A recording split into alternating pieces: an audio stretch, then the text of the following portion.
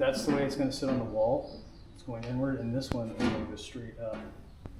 So that looks good to me. It's going to go straight into the wall. That's Do I need to wipe some of that off, or I leave it? Okay.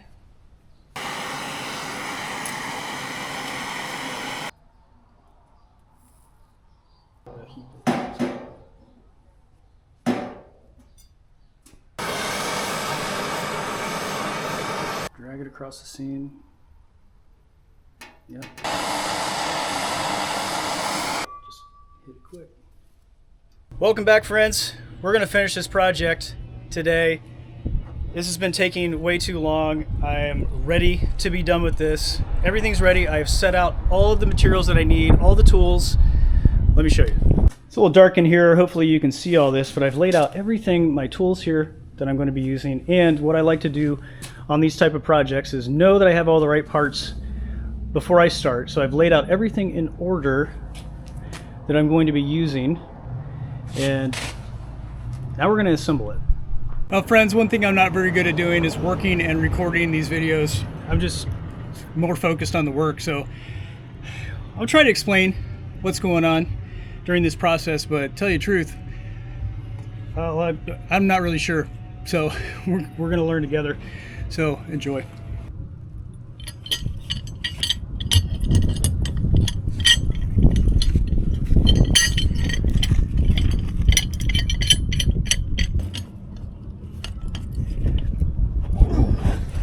All right.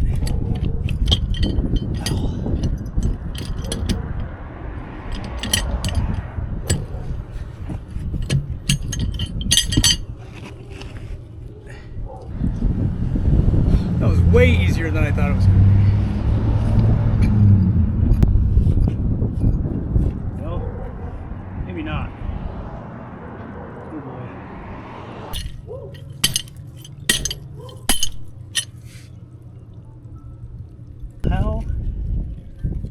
How am I going to do that?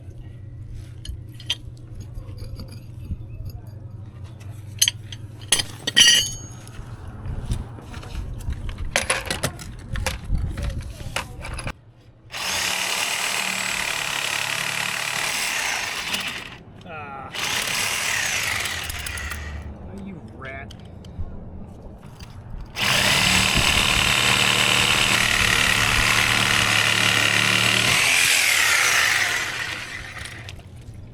All right.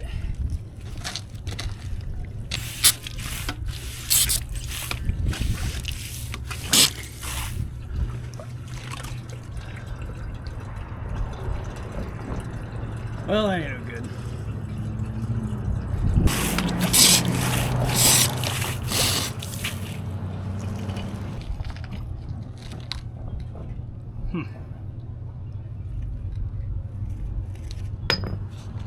Okay.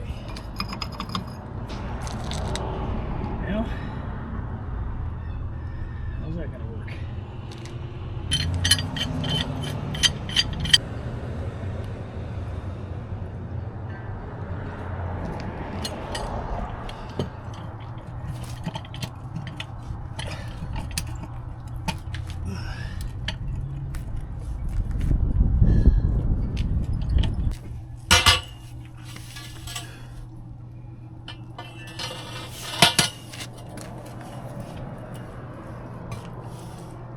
Okay. Oh.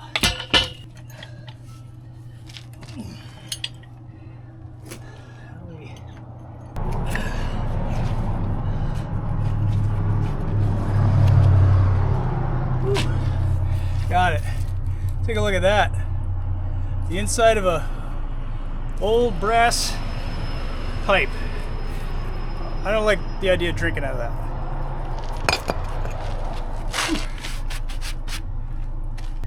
There it is. It's a big meter. A lot of dirt. Okay, we're ready to start assembling. Finally, I'm going to be using this Schedule 80 gray PVC. This is made for under walkways, made for under roads. Really, you could drive this over in a car. It's not going to crush. I got that kind of as an upgrade because I could have used regular pressure PVC, the white PVC, but I wanted to go for something stronger that wasn't as expensive as copper. The cost difference in this and copper is, this is $2.50 a foot, copper is $15 a foot, and this works just as well and will last nearly as long, longer than I'm going to be alive, that's for sure. I'm also going to be using this PVC tape and wrapping the whole pipe. It's probably not necessary. You're supposed to use this on like copper and other things when you put it in direct burial sometimes.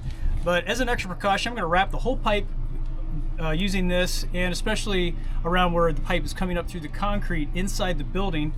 And we're going to sleeve this with a larger piece of PVC, and this is going to prevent any crush from happening on the pipe. If in fact something happens to the foundation and it happens to fall, it will be protected and will still have water service.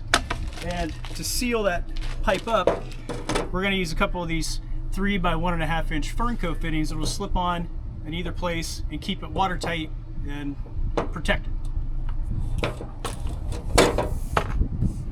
And in making all these attachments, we're using the purple primer, of course, and heavy duty PVC cement. Use the purple primer because the inspection man likes to see that you did it properly, so it's purple, so you can see it. There are 2 threaded pieces that will be used in this process, and for that threading, instead of using Teflon tape, I'm using this real tough stuff. You just put a little dab on and go for it.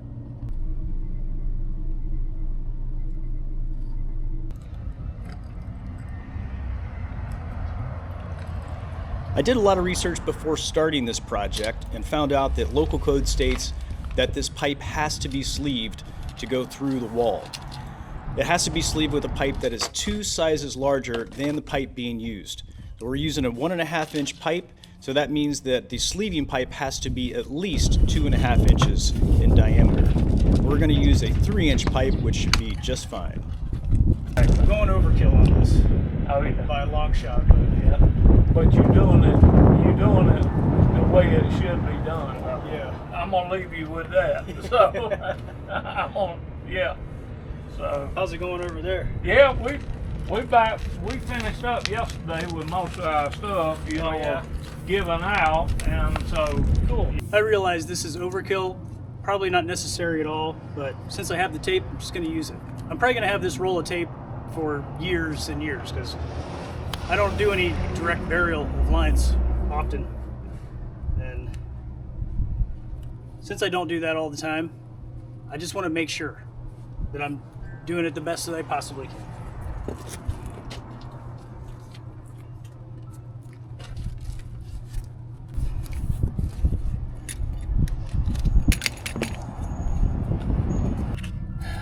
Steady stream of water.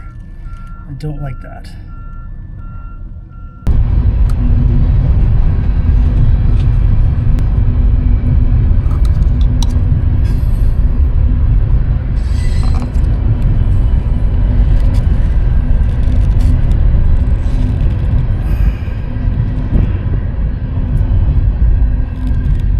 Whew. Some fast-acting stuff.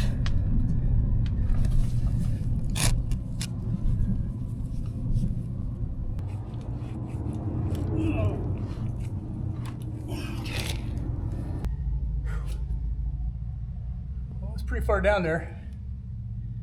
I don't want to ruin my LL Bean shirt.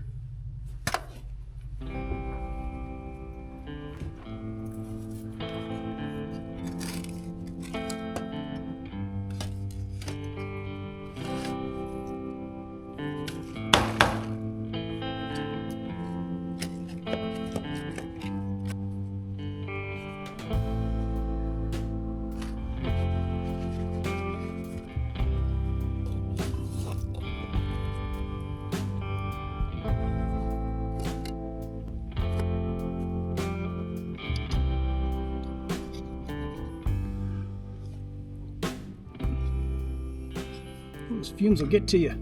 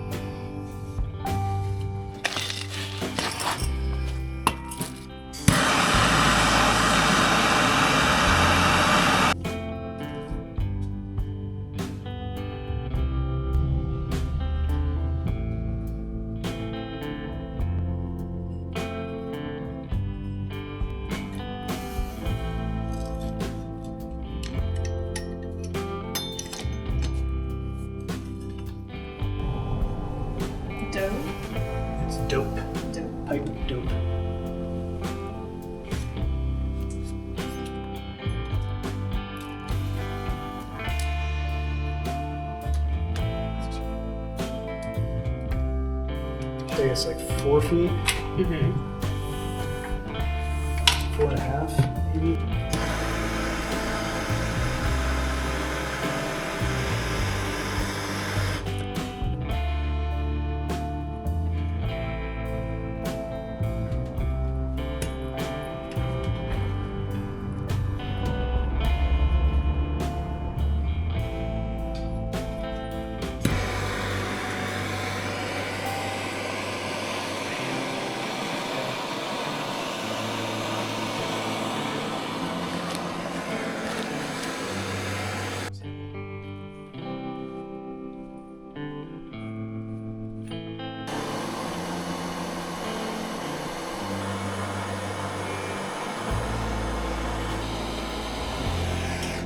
Hold that, please.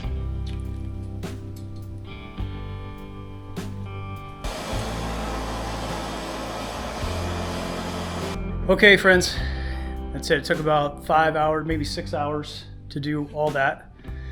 And we're ready to turn the water on. Some of the copper is still hot up above. We're gonna wait for that and just do segments where I have shutoffs. So wish us luck. I'm gonna cross all the fingers I have and hope that there's no leaks. Start coming out here, and then I turn this. Correct. I have this shut off, so none of the stuff we just soldered is gonna get cooled too quickly. Mm-hmm. That's in shut off mode right now. This is shut off? It's shut off. Okay. And you want it to go, like, leave it open like this. Okay. Or at least a little bit cracked. Okay. And This then, is open here. So I just want air pressure not to build up. So I'm gonna leave that open Okay. until water comes out, then you can turn that off, and then we'll be able to see if we have any water leaks. Okay. You're sure that all of these are soldered? What's that? Nothing. No. Okay, it started. I turned it off. It smells bad. It will. It'll smell like chemical a little bit. Yeah. Hold it more up. Yeah. Whoa. That's good. Pull the ear out. Totally pressurized. We'll have to run it for a few minutes just to get all the dirt and everything out. That's excellent. So far, so good. No leaks, but we still got the rest of the system to go. There's like 15 joints that I'm hoping they don't leak too. Okay, now's the real test. If I forgot to solder something, which I might have, I don't think so. But since I've been using used parts here, there's solder on some of the copper. So some of them I thought, oh, I already soldered that, but I didn't. And luckily I remembered. But if I forgot, I'm going to find out right now. Okay, we'll go slow.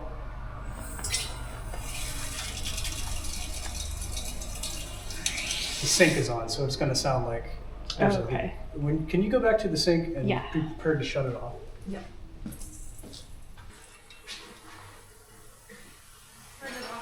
Yes, please.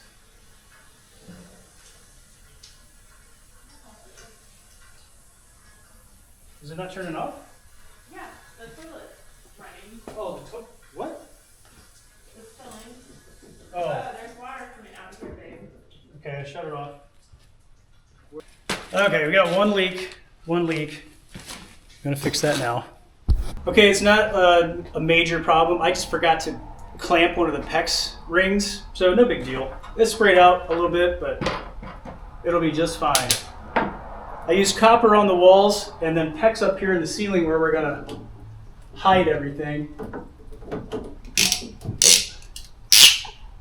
Okay, I think we're good. I don't see any leaks yet. Maybe I'm hearing the toilet running, but right here, I'm gonna turn the water on. I took the filter out of the sink because if there's any debris, it'll give it a chance to come out. There's a lot of mud in the water from when I was putting the pipe in the ground.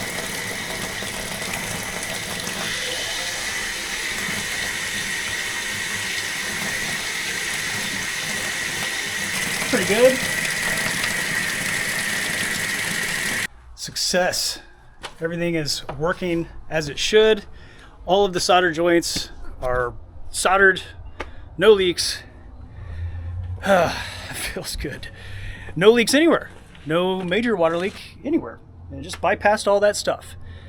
Just as simple as that. There we go. That's where she be. Looking good. We did discover that here where the shutoff is a gate valve down there. That's the kind you turn, and it's faulty because it's totally filled up with water. It keeps filling up with water. Filled this cavity up, and I thought, well, do I have a leak down here or something? Well, I did. I called the water department. They came out within an hour, and they're going to come out on Monday and replace that whole thing. Maybe even replace the meter, but I don't know. You can't really see the meter that well, so it could be the time for a whole new setup here from the street. So that'd be good too. Maybe I can talk them into putting that back in or bringing a new one. And now it's cleanup time. It shouldn't take too long. It's getting dark so early. I know you probably couldn't even see most of what we were doing to finish up all that plumbing. So I wanted to give you a chance to see it in the light and show you what the whole system looks like, at least phase one of our total system here. So let's take a look. I know you were able to see what I did to assemble the Schedule 80 in the hole earlier in the video, but I wanted to show you up close what I did to connect the copper to that, which is this reducer. It's a Schedule 40 reducer. It's 1.5 to 1 inch. Then I go to this male copper piece that goes then up to our main shutoff and then continues up the wall. There'll be some other ancillary things that are attached here, but just for phase one, we're going all the way up the wall to a 3/4 inch pipe that then feeds our temporary bathroom and shower area on the other side of the wall, and I'll show you that in just a moment. First, I wanted to show you this excellent job that Sarah did on soldering this pipe. This is the section that she did, and there were absolutely no problems in it. It was her first time soldering copper. She did a great job. On this side is a fitting that you use to go from copper to PEX. And since this part of the ceiling is going to be covered up with drywall, I used PEX up here because it's a lot cheaper than the copper and it's not exposed.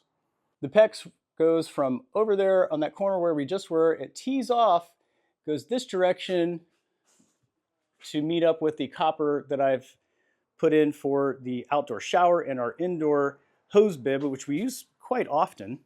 The other part of that tee goes over to the wall and then downwards to feed our temporary bathroom area, or the toilet and the sink. Since the wall is so uneven, I wasn't really sure how we were going to attach the pipe to the wall properly and keep it level and nice looking. And typically you would use a single hole or a double hole strap like this.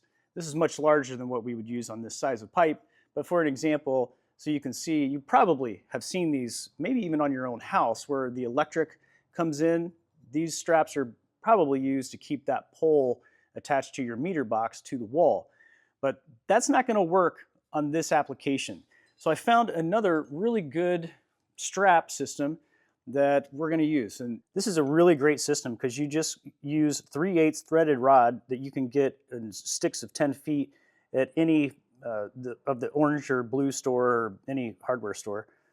And then you just screw it in. These are totally adjustable. You cut it to whatever length you want. And then you use these redhead drop-in anchors. At least that's what I'm using. They're very simple to use. They fit the 3/8 threaded rod. Then once you get it in the wall, you tap it in, and it spreads this out just enough to keep a really good tight hold. Then you can screw in your 3/8 rod like so, and then attach your pipe.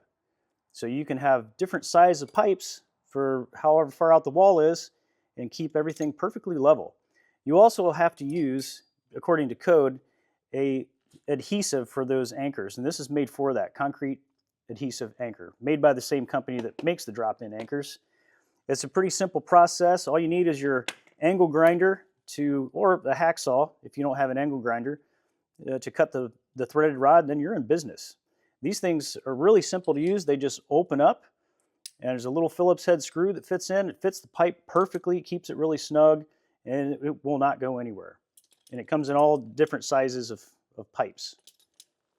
The old school way was to use these type of anchors, which it's the same principle. It just used a lag bolt, and you put this piece in the wall, and it would just spread out like so and make a tight fit. These still work great. These were actually ones that I pulled out of the wall for some old fittings that used to be here. And here's what it's going to look like on the wall. You see it just simply opens up. You can adjust them, tightens down very easily. And if it's a little too far out or in from the wall, well, that's easily adjustable too by that threaded rod. And it looks really good. We're going to have those about every 2.5 to 3 feet, or in the right locations around these shutoff valves. We'll have to have some to secure that. But it's going to look really nice all the way up. You might have noticed there's only one anchor in the wall. There's a reason for that. We found out that there's a slight complication with this system, so we cannot permanently attach it to the wall yet. Let me explain. You remember a couple minutes back in the video where I was just about to attach the water pipe to the meter, and I noticed water. I didn't like it. Steady stream of water. I don't like that. Well, that caused me to call the water department, and they did come out, as I said. They came out a couple times, actually. How's it going, man?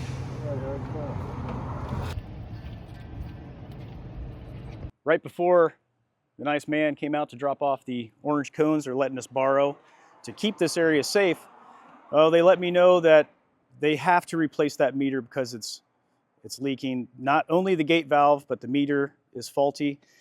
You can't read what it says on it, so they're gonna have to replace it. And they don't make that meter size anymore. So 1.5 inch is obsolete, but 1 inch and 2 inch are not. That's what they're going to replace it with, is one of the two. So they said that we would save money by going with a 1 inch meter because a monthly fee would be much less. 2 inches for more commercial applications. If this was a laundromat, we would need a 2 inch incoming water flow, but we don't need that now. So that's going to save us a lot of money. However, that is going to require us to replace this pipe that I just put in, because this is 1.5 inch and it requires a 1 inch pipe now. That's okay. It's really not that annoying because, well, we're getting an upgrade, and this part of the project wasn't that hard. I mean, digging the hole was probably more difficult than just figuring out the whole piping system and putting it all together. Didn't take that long. It's just a little annoying, but it's already all dug out and ready to go. We have running water now, and I see it as a positive because, well, it's more opportunity to learn the plumbing trade a little bit, and get to meet a couple new guys from the Edgefield County Water Department. All those people are really cool that have come out here, and they've sent people out a couple times just to double check on this and then to drop this guy off. So it's been good. It's a totally positive experience so far, and I'm enjoying it. I'm not enjoying having a big wide open hole in the sidewalk for so long. It has been about a week and a half since we finished up all that plumbing on the inside, and we found out the very next day that they were going to have to replace this, so it just put us on hold for a little while. But don't fret, friends, because you're not going to have to wait until the county comes out to replace this to see the next video. In the meantime, we have accomplished some other great things that you'll get to get in on before the saga of the water continues. So look forward to that coming up very soon. Friends, I really appreciate your company out here on the water project at the old, previously abandoned bank. Thanks for joining me today, and Sarah. We both appreciate it a lot. We'll see you in the next video. It's looking very festive out here. Sarah did a nice job decorating for the fall. I'm going to say that this one is me, and that's Sarah. Little rosy cheeks there. I don't know who these other two are, but I like it. Looks good. We'll get you filled in here one of these days.